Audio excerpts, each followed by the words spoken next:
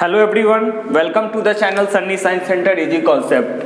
We were discussing the lesson heredity and evolution. हम लोग heredity and evolution discuss कर रहे थे। आज का बहुत ही इंपॉर्टेंट वीडियो है ना। और इस वीडियो में हम लोग सीखेंगे कैसे ब्लड ग्रुप निकाला जाता है। ठीक है, जैसे कि अगर मान लीजिए किसी भी स्कूल पर्पस में एडमिशन के रिगार्डिंग या इन केस अगर ड्राइवरी लाइसेंस वगैरह बनाना हो तो उसमें हमारा ब्लड ग्रुप पूछता है। तो हम ब्लड ग्रुप कैसे निकालेंगे इसको बताने इसकी जानकारी हम आपको इस वीडियो में देंगे। सो वीडियो के साथ बने रहिए। ठीक है, तो देखिए सबसे पहले ब्लड है क्या ना। ब्लड के बारे में हम जानते हैं, कलर तो जानते हैं कि रेड होता है। ठीक है, और रेड क्यों होता है? तो due to presence of haemoglobin. समझ रहे हैं, हेमोग्लोबिन के कारण ही खून का रंग लाल होता है। तो आइए समझते हैं ब्लड है क्या। तो blood is a fluid connective tissue which connect all parts of body, है ना। एक फ्लूइड कनेक्टिव टिश्यू है, लिक्विड कनेक्टिव टिश्यू है जो क्या करता है, हमारे ऑल बॉडी पार्ट्स को कनेक्ट करता है। ठीक है, और टिश्यू ऑलरेडी हम जानते हैं कि जैसे सेल होता है स्मॉलेस्ट यूनिट ऑफ लाइफ, उसी का जब ग्रुप बनाता है तो वो टिश्यू बनता है। ठीक है, तो यहाँ पे बता रहा है कि कैसा टिश्यू है, तो fluid connective tissue, liquid connective tissue है जो पूरे बॉडी में थ्रू आउट फैला हुआ है। ठीक है, इसके बाद देखिए इट इज कोलाइड। कोलाइड का मतलब समझ रहे, केमिस्ट्री में हम लोग पढ़े थे सस्पेंशन कोलाइड सोल के बारे में। ठीक है, वैसा मतलब कि वैसा लिक्विड है जिसका पार्टिकल सस्पेंड होगा। जैसे इन केस अगर मान लीजिए कि दूध वगैरह ही है या चाय वगैरह है तो हम छानते हैं, तो उस केस में क्या होता है ना, उसका पार्टिकल्स वगैरह सट जाता है। ठीक है, तो इन केस क्या कह रहा है कि एक कोलाइड है। ठीक है, और इसका जो पीएच वैल्यू होता है 7.4 होता है। तो जो मेरा एसिड बेस और साल्ट का जो वीडियो था उसमें हम बताए थे कि पीएच स्केल वो एक ऐसा स्केल होता है जहां पे 0 से 14 तक वैल्यू रहता है, और 7 जो वैल्यू होता है वो न्यूट्रल होता है, और 7 से जो ज्यादा होता है वो बेस, है ना। तो बेस इसका मतलब हल्का फुल्का बेस ही है। ठीक है, 7.4 पीएच वैल्यू होता है किसका, ब्लड का। इसको जो स्टडी करते हैं उसको हेमेटोलॉजी या सेरोलॉजी भी कहा जाता है। ठीक है, तो दो टर्म दिया जाता है। ठीक है, स्टडी ऑफ ब्लड, इसको हम क्या कहते हैं, सेरोलॉजी और हेमेटोलॉजी। देखिए मेल में, ह्यूमन मानव में जो ब्लड होता है वो 5.5 लीटर होता है, but in case of female 5 litre, है ना। महिला में 5 लीटर ब्लड होता है, जबकि पुरुष में कितना होता है, 5.5 लीटर। ठीक है, इसके बाद देखिए यहाँ जो बनता है, यहाँ जो फॉर्मेशन होता है ब्लड का, इन केस किस प्रकार से होता है इसके बारे में हम चर्चा करेंगे। तो ब्लड जो एडल्ट बॉडी में जो ब्लड बनता है वो बनता है बोन मैरो में, बोन मैरो अस्थि मज्जा। ठीक है, इनकेस वगैरह चिकन वगैरह का जब हम लोग लेग पीस खाते हैं तो उसको जब चबाते हैं ना, तो उससे जो निकलता है वही बोन मैरो में इसका फॉर्मेशन होता है। और हमारे शरीर में ये जो ब्लड स्टोर होता है स्प्लीन में। ठीक है, स्प्लीन में स्टोमक के पास होता है, स्प्लीन में रहता है, जिसको कहा, इसीलिए इसको कहा जाता है, स्प्लीन को कहा जाता है ना, ब्लड बैंक। इसको हम ब्लड बैंक भी कहते हैं। ठीक है, तो फॉर्मेशन ऑफ ब्लड एडल्ट में कहां पे होगा, बोन मैरो में। याद रखेंगे, एडल्ट में बोन मैरो में होता है, जबकि एम्ब्रियो में मेसोडर्म इन लिवर। देखिए 3 लेयर होता है। जब जैसे डाइवर्सिटी लिविंग ऑर्गेनिज्म हम पढ़ रहे थे तो उसमें पढ़े थे कि ऑर्गेनिज्म का जो क्लासिफिकेशन होता है अलग अलग बेसिस पे होता है। तो जब एम्ब्रियो में 3 लेयर बना होता है, एक्टोडर्म, मेसोडर्म और इंडोडर्म। ठीक ना, तो इसको ट्रिप्लोब्लास्टिक कहा जाता है। डिप्लोब्लास्टिक में 2 होता है, एक्टो और इंडो। ठीक है, 2 ही टर्म रहेगा, जबकि यहां पे अगर एम्ब्रियो में 3 लेयर रहता है, इंडो, एक्टो, मेजो। समझ गए ना, मेजो माने मिडिल यानी बीच बीच वाला। तो एम्ब्रियो जो होता है तो उसका लीवर का मेसोडर्म में ब्लड का फॉर्मेशन होता है। एम्ब्रियो किसको कहते हैं, तो जब हम बता रहे थे कि in case of sexual reproduction के केस में स्पर्म जो है ओवा के साथ फ्यूज करता है, तो फर्टिलाइज होने के बाद जाइगोट का निर्माण होता है, और जाइगोट के बाद एम्ब्रायो का फॉर्मेशन होता है ना, यही एम्ब्रियो है। ठीक है, तो ये जो एम्ब्रियो है यहाँ पे जो ब्लड बनेगा वो लीवर में बनता है, उसका मेसोडर्म। जबकि एडल्ट की बात करें, एडल्ट में कहां पे ब्लड का निर्माण होता है, द बोन मैरो में। ठीक है, देखिए सबसे पहले विलियम हर्बाई, है ना, explained about circulation of blood. William Harvey जो है वही सबसे पहले बताया था कि ब्लड का संचारित होता है, ट्रांसपोर्टेशन होता है, सर्कुलेशन होता है। ठीक है, और इस केस में आपको बता दे कि ड्यू टू ब्लड ट्रांसपोर्टेशन, है ना, क्या क्या करता है, द एक्सचेंज ऑफ गैसेज, मतलब transport of respiratory gases, transport of respiratory gases,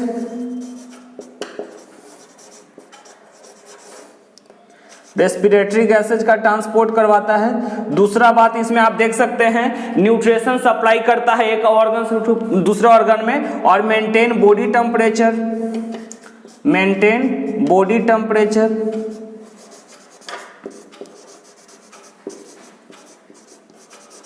ठीक है। ब्लड का लगातार सर्कुलेशन होने से उससे क्या रेस्पिरेटरी गैसेस का एक्सचेंज किया, न्यूट्रिशन का सप्लाई करता है, हार्मोन का ट्रांसपोर्ट करता है। तो ये सारा जो है ब्लड के फंक्शन के अंतर्गत में आ जाता है, ठीक है। तो ये जो ब्लड होता है, और एक बात रही बात, जब पिछले वीडियो में हम चर्चा कर रहे थे कि हेरिडिटी और एवोल्यूशन के पीछे जो वजह होता था वो क्या होता था, क्रोमोजोम के बारे में, ठीक ना। तो क्रोमोजोम था थ्रेड लाइक स्ट्रक्चर। तो आप मन में क्वेश्चन हो रहा होगा कि आखिर कौन सा क्रोमोजोम है जो ब्लड ग्रुप को क्लैरिफाई करता है, ब्लड ग्रुप के बारे में बताता है। तो chromosome 19 and 9 determine the blood group, है ना, 19 और 9, है ना, ये डिटरमाइन करता है कि कौन सा ब्लड ग्रुप होगा, समझ रहे हैं। तो ब्लड ग्रुप के बारे में ये था। इसके बाद जैसे कि ब्लड जो होता है ना, आपको बता देना चाहेंगे कि ब्लड को मेनली पहले दो फॉर्म है, प्लाज्मा और कॉर्पसल्स, ठीक है। तो प्लाज्मा क्या होता है, तो प्लाज्मा ये जो होता है ना, इसमें फाइब्रियोजिन नाम का प्रोटीन मौजूद होता है, जिससे इसको क्या करता है ना, मतलब कि गाढ़ा बना करके रखता है, समझ गए ना। और कॉर्पसल्स क्या है, तो इसमें आगे जाकर के इसको 3 भाग में बांटा गया। 60% जो होता है ना फ्लूइड कंसिस्ट रहता है, प्लाज्मा जो है वो 60% और कॉर्पसल्स पूरा 40%। ये 40% में से इसको 3 भाग में बांटा गया है, RBC red blood cell, WBC white blood cells और प्लेटलेट्स, ठीक है। इसका जो लाइफ स्पेन है ना, लाइफ स्पेन माने जीवन का जो अवधि है ये 20 दिन, है ना, ये 4 डेज और यहाँ पे 7 डेज।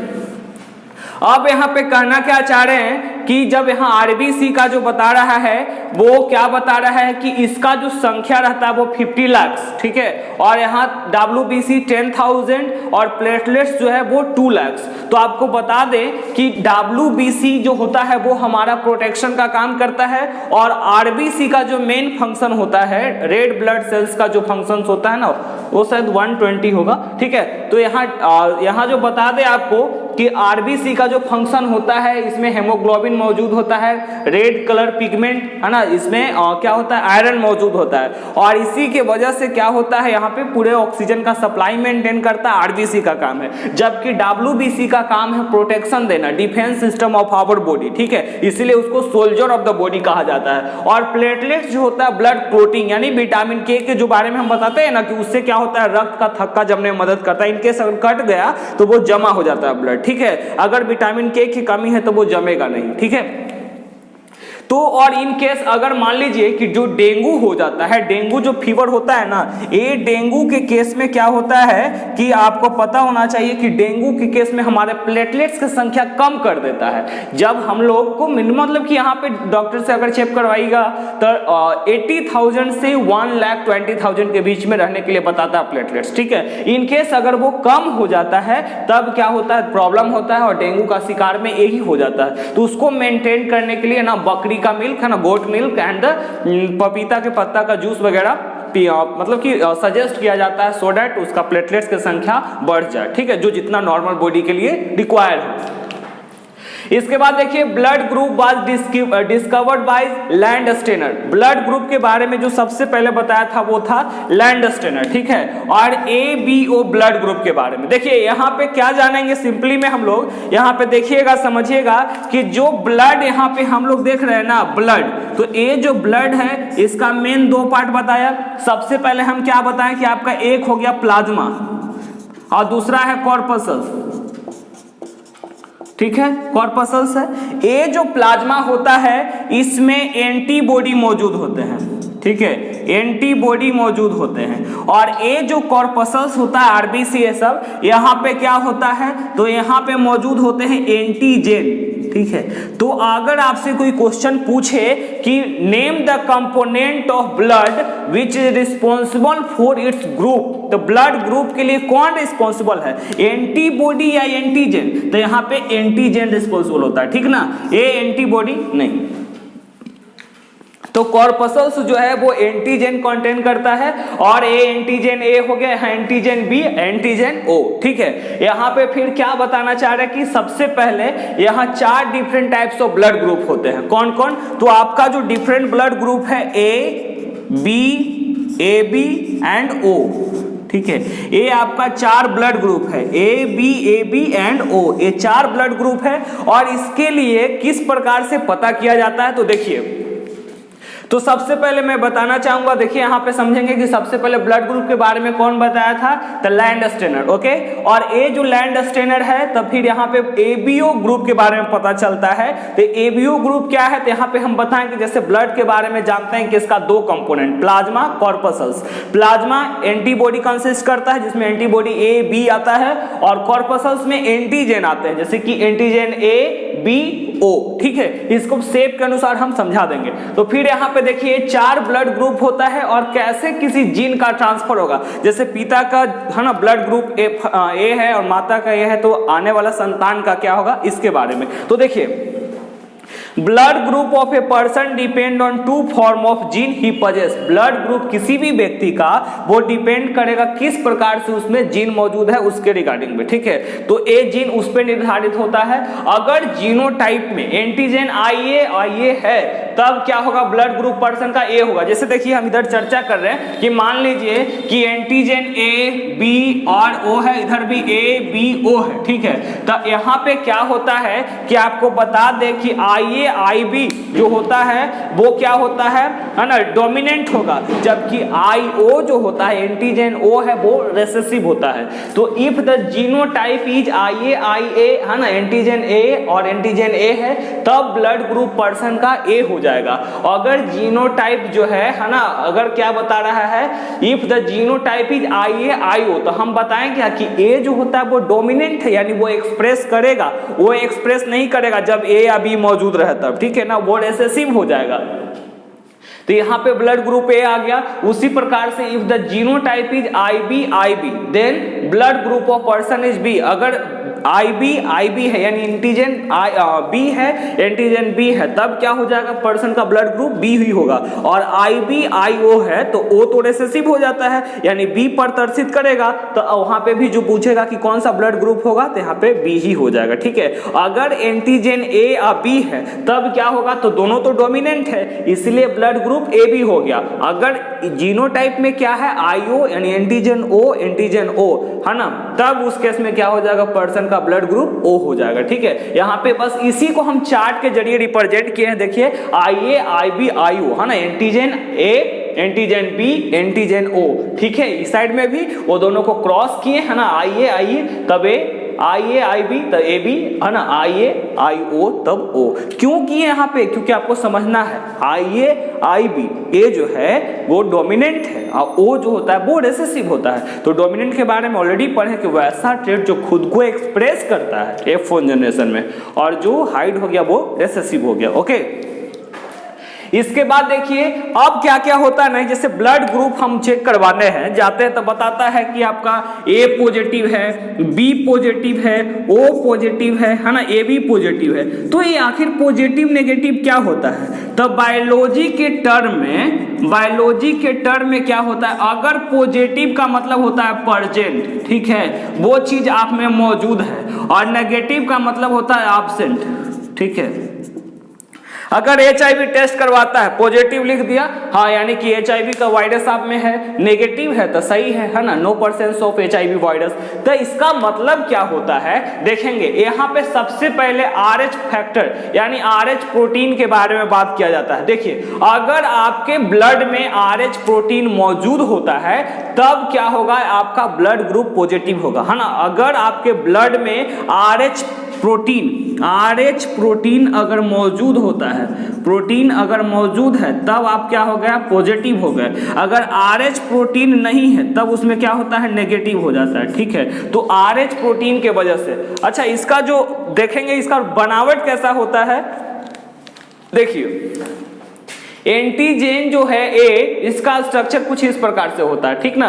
तो ए राउंड हम कर दिए इसका, जैसे कि यहाँ पे आरबीसी को रिप्रेजेंट इस तरह से करते हैं, है ना, नीचे से और ऊपर से चपटा हुआ रहता है, ठीक है, आरबीसी। और इस केस में इसको हम ऊपर से इस प्रकार से रिप्रेजेंट कर दिए, देखिए इस प्रकार से रिप्रेजेंट कर दिए। तो ए को रिप्रेजेंट करता है, तो यहाँ पे क्या कर रहा है, एंटीजन ए है, यानी आइए यहाँ पे बी है, तब बी हम इस प्रकार से लिखते हैं, तो इसका कप लाइक स्ट्रक्चर है ना, कर्व बना देते हैं, तो ये एंटीजन बी हो गया और ई हो गया। और ये जो प्रोटीन जो होता है वो इस प्रकार से हम रिप्रेजेंट करते हैं, ठीक है, इस प्रकार से हम शेप दे करके रिप्रेजेंट करते हैं, स्क्वायर के फॉर्म में छोटा छोटा स्क्वायर बना करके हम रिप्रेजेंट कर देते हैं।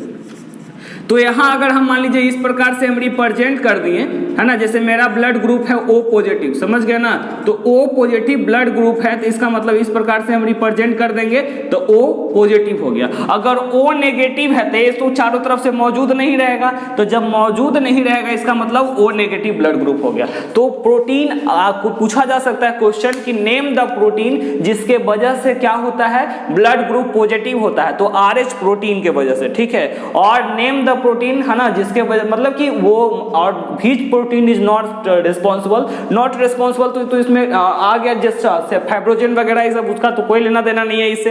इसका मेन यहाँ पे जो फंक्शन होता है वो RH प्रोटीन, अगर इसीलिए RH फैक्टर कहा जाता है। RH फैक्टर मौजूद है, तो RH फैक्टर अगर मौजूद है ब्लड में तब आपका पॉजिटिव होगा, RH फैक्टर एब्सेंट है तब पॉजिटिव नहीं होगा, है ना, नेगेटिव हो जाएगा, ठीक है। तो यूनिवर्सल जो डोनर होता है ना, इसके बारे में हम देखेंगे नेक्स्ट वीडियो में। Thank you.